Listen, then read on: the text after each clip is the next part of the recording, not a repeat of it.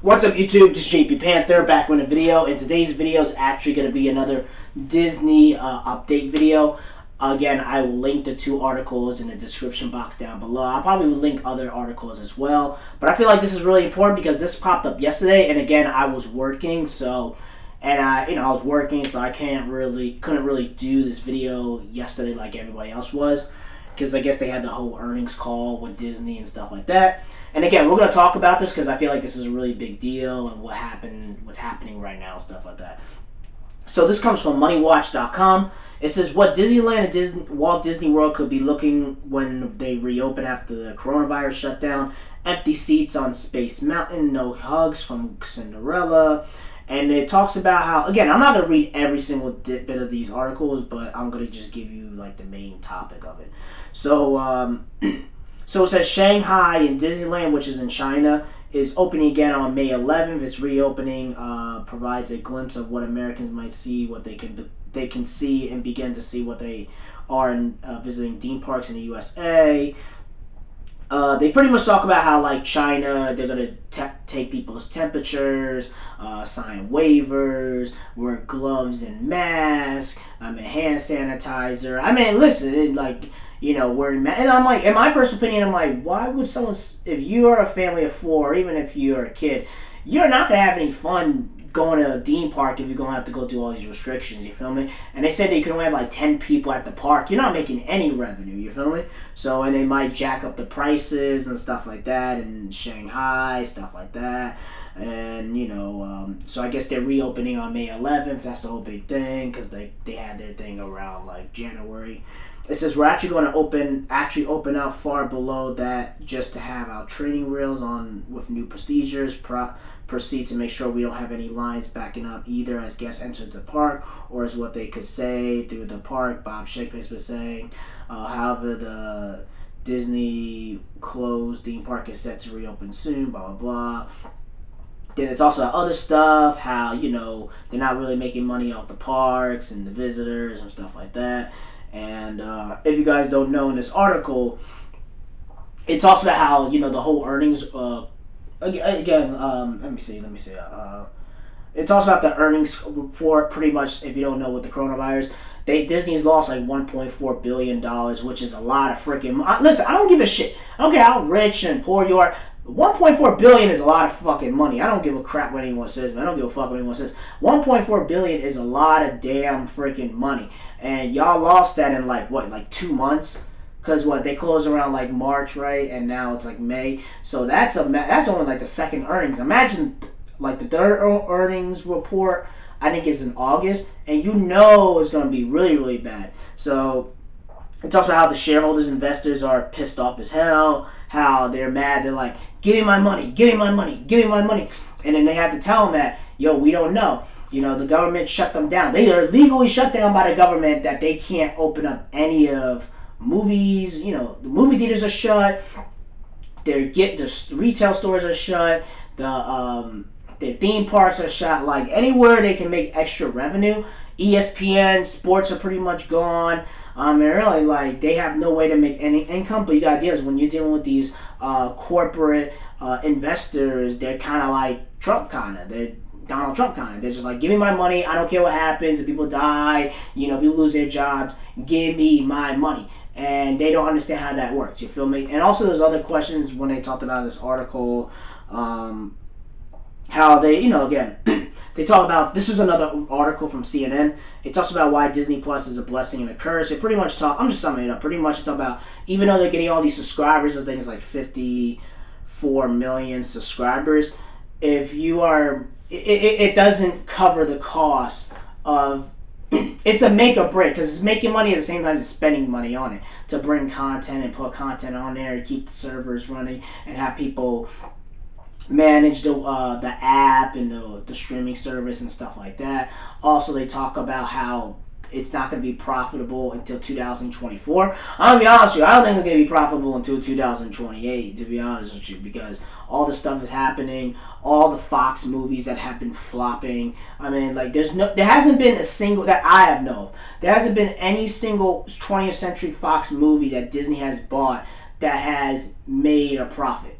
If you do, let me know in the comment section below, because if I'm wrong, I'm wrong. But all the shit that I've seen, like Dark Phoenix and New Mutants, is going to be on demand, because I don't even think they want to take that chance at this point. You know, a lot of their Fox movies haven't done well, and also they talked about how, like in the earnings report, they talk about, again, the thing was long as hell. I have time to pay attention to every single thing about it, but it pretty much, they talked about how, well, they keep like, for example, they keep asking Disney and Bob Iger about questions about Star Wars, right? And of course they're like, well, Mandalorian and Baby Yoda sound well. They're like, no, we're looking at the numbers from the movies, because they care about the Star Wars movies when it comes to the box office. Because when it comes to a streaming service, they can kind of hide and mix. The only time they know about the numbers is dumb, because they know who are watching, who's not watching, stuff like that. Because when it comes to streaming service, you don't really know what numbers are there, what's accurate, what isn't accurate. Like, they are the only ones that know. Now, when it comes to box office, you could tell. You go to the movie theaters, you talk to the movie owners, you talk to the people there, you know, you ask the studio, how much money did your box office movie make?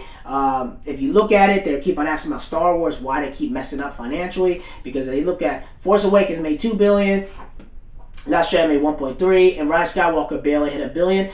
It shows that they messed up. And also, there was a lot of people, like a lot of the Star Wars fans, kept talking, telling the shareholders, investor that, yo, Kathleen Kennedy and the Me Too movement and the radical feminists, they're the ones who are messing up your money. And I guess they were asking Iger and Bob Chapek those type of questions. And of course, they'll never come out and admit, like, yeah, Kathleen Kennedy is the one that crashed and burned Star Wars, and she and her crew is messing up your money and messing up your shareholder money. And they kept asking Bob Iger and Chapek about that, and you could tell they just kept flipping it, twisting it, and they always want to try to turn a positive spin, like, yeah, they never want to tell you what's really happening behind the scenes. They're just telling you about Baby Yoda, Mandalorian. They just kind of brush all those questions aside about the Disney Star Wars movies and focus on Baby Yoda, Mandalorian. So that's kind of what it is. And the only reason why Baby Yoda, Mandalorian is successful, in my personal opinion, number one, because of Jon Favreau, and number two, first of all, Mandalorian. Those two are the faces of the Disney Star Wars franchise. Let's just keep it 100. Because why? Mandalorian looks kind of like Boba Fett, and Baby Yoda looks like Yoda. So let's just keep it 100 with that. But it just shows you that a company like Disney, even though they make millions and billions of dollars, it shows you that they make dumb ass decisions. I told you guys this before, and I've done videos about this. I said buying 20th Century Fox was the dumbest business decision you could ever make. And I do blame a lot of those shareholders and investors. You know damn well that shit was not going to make you any freaking money. You know what sells. Marvel, X-Men, Fantastic Four, Deadpool. Buy all the Fox, Disney, Fox, Marvel stuff, use that, and make a bunch of money with it. That's what y'all should have done instead of buying the whole freaking studio. Because in my personal opinion, they could have used that $71 billion, even if they use a fraction of it, to help them go, you know, to get through this crisis and to help, help their, like, it's pretty much save your money for a rainy day, you feel me? That $71 billion would have been used perfectly for a situation like this, so they can still keep their employees on. Again, $71 billion is a lot of money where they can still pay off the shareholders, investors, shut them the hell up. You could have kept your employees, your 100 workers, employees, maybe for like another 5 or 6 months. Listen, you could have kept them gone in there for a good amount of time, you feel me? Let's just keep it 100. Let's just keep it like $1.50, you feel me? You know what I mean? And then they talked about how, like, well, Fox is like, well, we spent $71 billion, but we made $200 million with the assets that we bought. And if you're looking at the numbers, you're just like, you're still $76.8 billion in 76 billion in debt. And even then, you still need to make $140 billion to break even. So all that crap doesn't mean anything. And the shareholders, investors keep busting their ass. And again, I told you this before, Disney makes a lot of dumb decisions.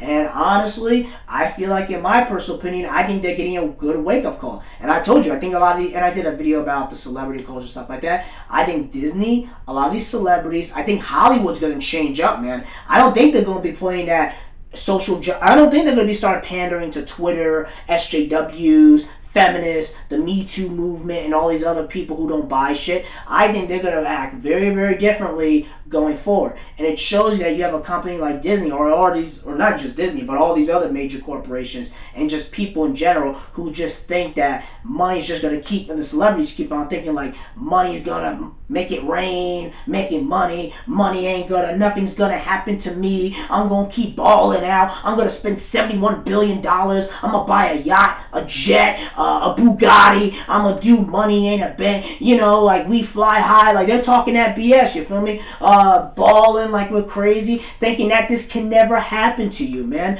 And Disney is one of the biggest examples of that, because they just buy everything, and then when a pandemic like this happens and they don't have any economic sources or any type of money for a rainy day, they're screwed. And I think they're going to even be more screwed, because they're going to just take out loans and banks and stuff like that, and it's going to be very hard for them to pay it, because by the time they open up Disney World and Disneyland, it's going to be very hard to recoup all that money, you feel me? And I think that companies like Disney, and again, I do feel bad for the workers and people who are everyday regular people, but the people at the top, like the Bob Igers, the Kathleen Kennedys, and all those other Bob Chapeks, whatever, a lot of you got Alan Horns, a lot of y'all going to have to get the smoke, man, because y'all have made a lot of dumb decisions, especially with Star Wars, man, because I guarantee you guys didn't do that crap with Star Wars, you guys probably made a lot more money. Instead of you losing $1 billion, you might have lost $500 million.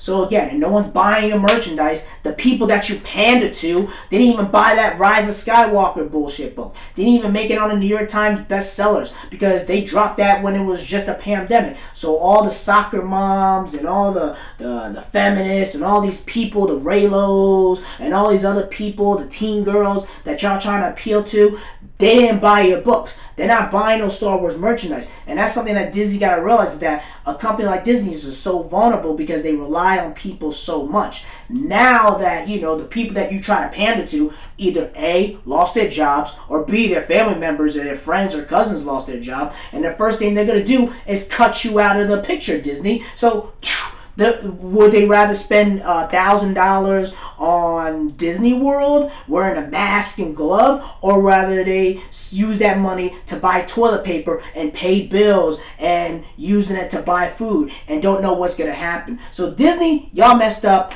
Again, I feel bad. I don't really feel bad for y'all, because y'all make a lot of dumb decisions, because y'all have plenty of opportunities to save your monies and really think about what was going to happen. Bob Iger, you're a huge part of this as well.